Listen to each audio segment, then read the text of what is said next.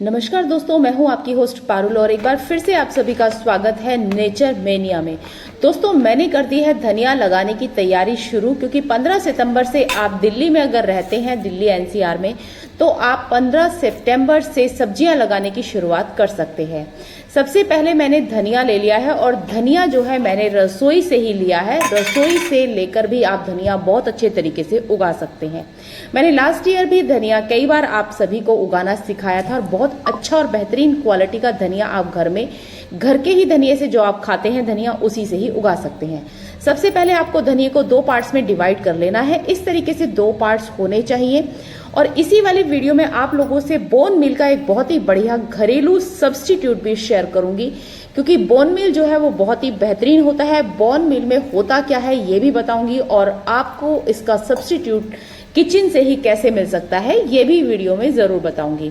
तो वीडियो को एंड तक जरूर देखिएगा। इस तरीके से 2 पार्ट्स में डिवाइड करने के बाद आपको धनिये को पानी में भिगोकर रख देना है 24 घंटे के लिए। 24 घंटे के बाद आपको धनिये को किस तरीके से लगाना है, पूरा वीडियो ध्यान से जरूर देखिएगा। धनिया मैं 2-3 तरीके से लगाती हूँ। अभी सितंबर का मंथ चल रहा है और मुझे इस टाइम पर इसको बिल्कुल अलग तरीके से लगाना है।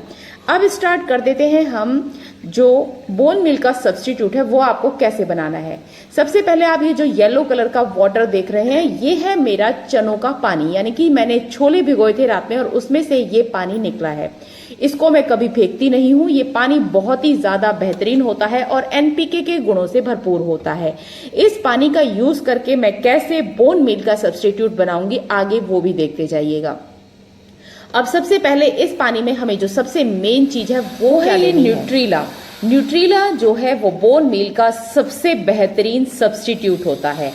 सबसे पहले हमें ये जानना होगा कि बोन मील में कौन कौन से न्यूट्रिएंट्स होते हैं। बोन मील में होता है कैल्शियम, फास्फोरस और नाइट्रोजन। तो फास्फोरस जो है वो फलों और फूलों के उत्पादन में काफी मदद करता है और पौधों की जड़ों का विकास फास्फोरस की वजह से होता है। लेकिन कैल्शियम, फास्फोरस और नाइट्रोजन ये तीनों ही चीजें हमें जो है घर की ही चीजों से मिल जाती है। इसलिए अगर आप वेजिटेरियन हैं, और वेजिटेरियन लोग ज़्यादातर बोन मील लाना पसंद नहीं करते हैं, क्योंकि अगर वो घर में किसी तरह के फल फूल या सब्जियां उगाते हैं तो बोन मील में हाथ नहीं लगा सकते। तो इस तरीके से न्यूट्रीला को आपको 24 घंटे के लिए इसी वाले पानी में भिगोकर रख देना है और ये काफ़ी सारा झाग रिलीज करेगा। ऐसा करने के बाद आपको ये बहुत ज़्यादा सॉफ्ट हो जाएगा और इसको आपको हाथों की मदद से निचोड़कर इसका सारा झाग निकाल देना है। ये करने के बाद आपको क्या नेक्स्ट प्रोसीजर करना है ये भी आप लोगों से शेयर कर देती हूँ। सबसे पहले हम इसको न्यूट्रीला को जो है अच्छे तरीके से हाथों की मदद से दबा दबा कर निचोड़ लेंगे और इसका जितना भी झाग है वो हमें निकाल लेना है, क्योंकि झाग में ही सबसे ज़्यादा फास्फोरस इसमें होती है। तो आप इसको जो पानी को बहुत ज़्यादा स्ट्रांग बनाने वाले हैं, इसलिए आपको इसे देना कितनी क्वांटिटी में ये भी जान लीजिए।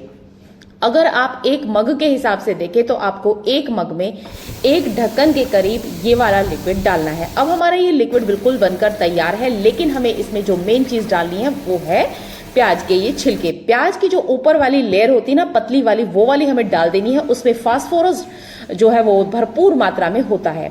अब ये डालने के बाद मैंने इसको 24 घंटे के लिए रख दिया था और अब आप देख सकते हैं इसमें झाग बहुत ज़्यादा बेहतरीन हो गया है और हमें इन प्याज के छिलकों को इसमें से निकाल लेना है और इसको किसी बॉटल में भर के रख देना है। ऐसा करने से आप ये वाला जो पानी है आप किसी भी तरह के पौधे में दे सकते हैं, चाहे वो इंडोर प्लांट हो, चाहे हैंगिंग प्लांटर का प्लांट हो, या फिर आपका कोई सब्जी वाला, फलों वाला या फिर फूलों वाला पौधा हो। सभी तरह के पौधों में आप इसको दे सकते हैं, लेकिन इसकी मात्रा आपको बहुत कम रखनी है। यानी कि अगर 1 मग पानी आप ले रहे हैं तो उसमें सिर्फ आपको 1 ढक्कन ही इसको लेना है, और अगर 1 लीटर की बात करूं तो आपको 2 ढक्कन 1 लीटर पानी में डाल देने हैं। बस इतनी क्वांटिटी आपको रखनी है और आपको अपने 12 इंच के गमले के हिसाब से 1 मग पानी ही एक बार में डालना है। पहले से पानी आपके प्लांटर में नहीं होना चाहिए। और इसके बाद आपको जो है पानी नेक्स्ट डे ज़रूर से देना है। इसको ऐसे ही नहीं छोड़ना है, चाहे आपका जो प्लांटर है वो गीला भी क्यों ना हो, लेकिन उसके बाद आपको प्लेन पानी इसमें नेक्स्ट डे ज़रूर से देना है। अब आ गई हूँ मैं फिर से टेरेस पर, और टेरेस पर ही मैं अब आपको लेकर आई हूँ। अभी तक हम किचन में लगे हुए थे, ये सब चीज़ें बनाने के लिए। अब मेरा जो है 24 घंटे तक जो मेरा धनिया है वो भीग चुका है और अब मैंने कर दी है तैयारी धनिए को लगाने की। धनिए को लगाने के लिए अगर आप सितंबर मंथ में लगा रहे हैं तो आप कोकोपीट का यूज करें। नीचे मैंने इसमें किचन की वेस्ट भर दी है, उसके ऊपर मैंने थोड़ी सी वर्मी कंपोस्ट डाली है, थोड़े से गत्ते के टुकड़े डाल दिए हैं जो कि मेरे जो है सभी तरह के न्यूट्रिएंट्स इसमें होने चाहिए, धीरे धीरे नीचे डिकम्पोज होते रहते हैं। और ऊपर से मैंने सारी की सारी जितनी भी डाल रही हूँ, अब इसमें सिर्फ कोकोपीट डाल रही हूँ। कोकोपीट में धनिया उगाना सबसे ज्यादा आसान होता है।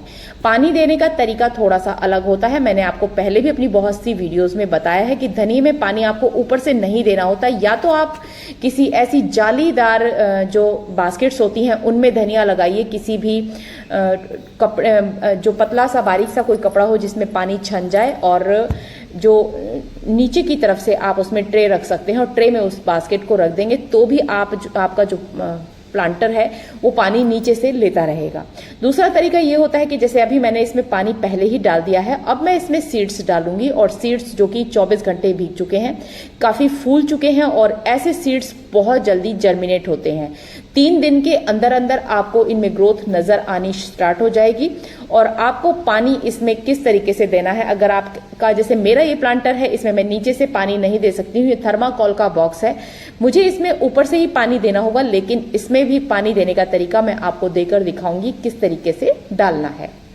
तो सबसे पहले हमें दूर दूर इसको इन सीड्स को स्प्रेड कर देना है, बिल्कुल पास पास नहीं करना है। जितना दूर दूर करेंगे उतना ही अच्छा और हेल्दी आपका धनिया उगने वाला है।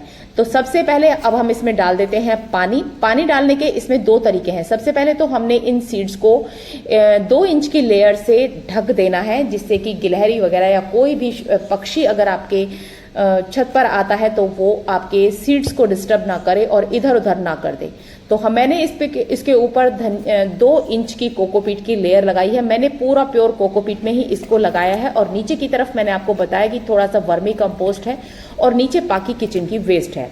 अब मैं इसको पानी देखे किस तरीके से डालना है, पानी का छिड़काव कर रही हूँ। अगर हम इसमें पानी मग से ऐसे ही डाल देंगे तो सारे सीड्स एक जगह पर कलेक्ट हो जाएंगे। तो इस तरीके से हाथ की मदद से अभी आप पानी डाल सकते हैं, या फिर आपके पास अगर कोई ऐसी स्प्रे बॉटल है, स्प्रे बॉटल से भी कई बार जो सीड है वो इधर उधर खिसक कर चला जाता है। तो मैं पानी हमेशा इसमें इसी तरीके से डालती हूँ।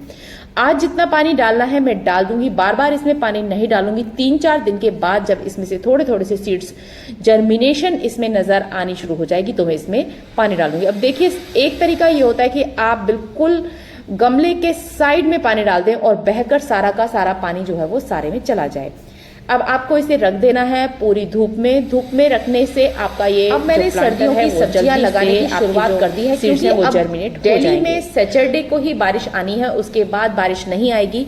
दिल्ली से मानसून जाने की कगार पर है, तो अभी हमें सब्जियों की तैयारी शुरू कर देनी है। सबसे पहले मैंने धनिया लगा दिया है, अब मैं शिमला मिर्च, सरसों, पालक, सभी के सभी जो भी सब्जियां लगाऊंगी आप लोगों से शेयर करूंगी कौन कौन सा तरीका होता है, किस तरीके से आपको जर्मिनेट करना है। 15 सितंबर के बाद से फाइनली आप सब्जियां अच्छे तरीके से बो सकते हैं, जिसमें बारिश आपके सीड्स को खराब भी नहीं करेगी और आपकी जो सब्जियां हैं वो हेल्दी बिल्कुल होने वाली हैं। तो आज की जो सब्स्टिट्यूट वीडियो है ये भी शायद आपको अच्छी लगी होगी। अगर अच्छी लगी है तो लाइक और शेयर जरूर किया कीजिए। अगर चैनल पर पहली बार आए हैं तो चैनल को सब्सक्राइब जरूर कर लें, जिससे कि जो भी कोई वीडियो डालूं उनकी नोटिफिकेशन आप सभी को मिलती रहे और सब्जियां कैसे कैसे इंफॉर्मेटिव होने वाली है। तो मिलते हैं किसी और इंटरेस्टिंग और इससे भी अच्छी जानकारी के साथ। आगे सब्जियां लगाने वाली हूँ, कैसे कैसे उगाऊंगी पूरा प्रोसीजर आप लोगों से बताऊंगी, और कैसे आपको सब्जियों के लिए बेड तैयार करने हैं ये भी बताऊंगी। तो इसलिए चैनल पर बने रहिएगा। हाई